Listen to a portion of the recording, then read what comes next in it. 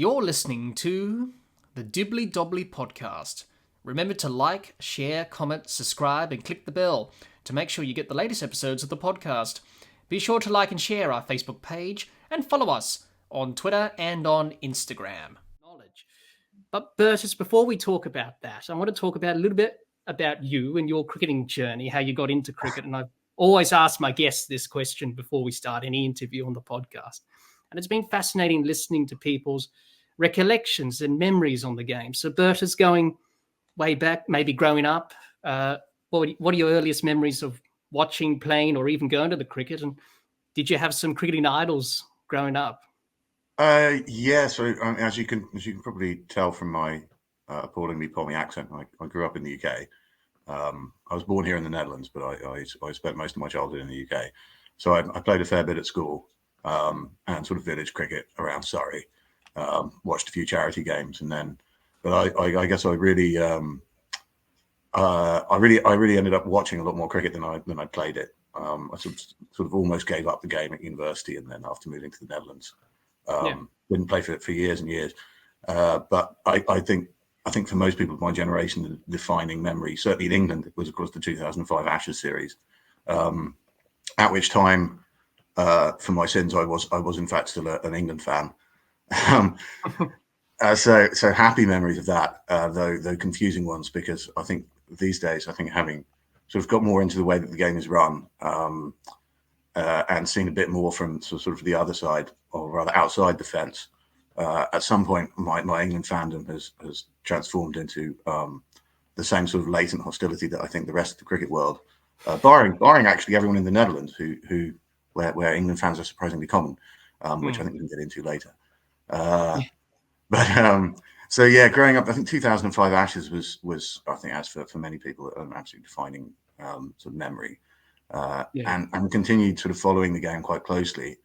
And then having moved back to the Netherlands, an awful long time ago now, it's been 2008.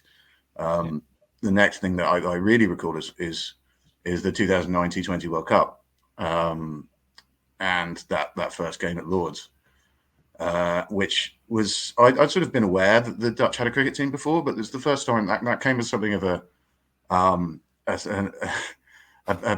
pretty forceful reminder, watching that in the only Australian bar in Amsterdam that was showing it, with quite a few guys that it turned out were playing sort of top division cricket here, and knew a lot of the Dutch players. So that's what really that's what really brought the Dutch cricket scene into my consciousness. And from there, I went to see a few games, and then I was on, I think, Cricket Info to check when the Dutch next had a home game, and that's where there was like a little advert at the bottom going, "Do you want to do live scoring for us?" And that's sort of how I started, first doing live scoring for Cricket Info for Dutch home games, and then writing a bit, and then kind of fell into cricket writing that way.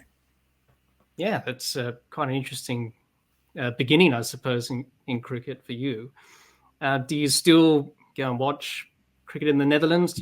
You're a part of any club or team domestically? So yeah, as well as sort of writing about associates cricket more generally. So I kind of broadened from writing about Dutch cricket specifically only about 5 or 6 years ago. But before that, I did quite a lot of work on, and still do, on Dutch domestic cricket. So on the Dutch top class of competition here, which is the top division 50 over club competition. And I started off writing for Cricket Europe, which used to have a dedicated Dutch section, alongside my friend, and I think I call him mentor, Rod Lyle, who passionate followers of Dutch cricket will doubtless know.